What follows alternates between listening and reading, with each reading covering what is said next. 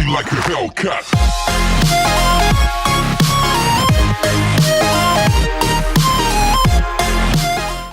What's up, YouTube? So this is the day after I dropped the bike. It really sucked. I didn't like dropping the bike at all. I don't think a single person likes dropping their bike. But it happened. It finally did happen. I apologize to this bike. Never wanted it to do. But very minor damage. My Vagabond frame sliders absolutely help protect my bike. Otherwise, I would probably have like a cracked fender or fairings on the side. So I'm glad that they worked. And I know a bunch of people were probably going like, well, like, do the Vagabond frame sliders actually work? I'm gonna say yes. They absolutely do work. Now they are scuffed up, a little bit scratched and stuff, but they're nothing to replace, and it's so minor damage that's on them right now that I'm not even going to replace them unless like I absolutely have to. But I actually might move this one over to that side and take that one and move it to that side, just because this is the more prettier side of taking pictures of the bike, because it has the exhaust and everything. I just gotta get my confidence back on this bike, so that's why I'm gonna have. They're working on this thing again? Why?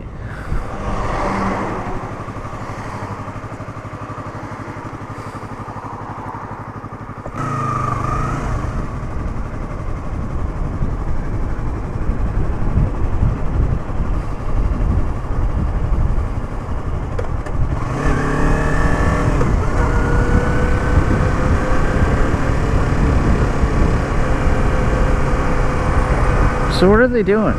Oh, they're putting down new gravel. The same gravel that fucked me over last time.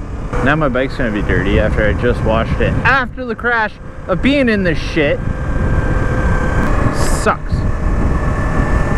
Fuck you, gravel. He's dying. I had no idea what the fucking words to this song. For some reason, the local radio station that I listen to has decided to put in classical music, well, classic rock, instead of the new age rock that they wanted to do. So I guess it's to get more viewership, but we already have like, I would say about like 5 radio stations that do this right now, like classic rock. So it's just, I'm just getting bored of it. I wanted to listen to this radio station because, well, they had the full lineup of brand new music. They only played new rock music or new alternative music, with a couple like the blast from the 90s, which was like Nirvana and Foo Fighters and Soundgarden and shit like that. And I was like, alright, sweet, songs I like.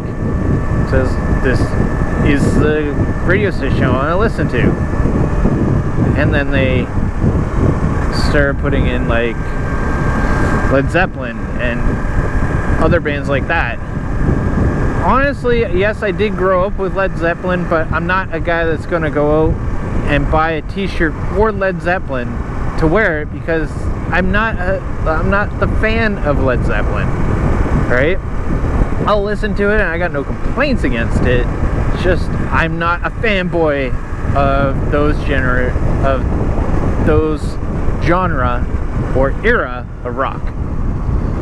What I am a fan of is like Foo Fighters, Nirvana. I can clearly state that I have all the Foo Fighters albums, I have all their Nirvana albums in cassette, record, and CD, as well as MP3.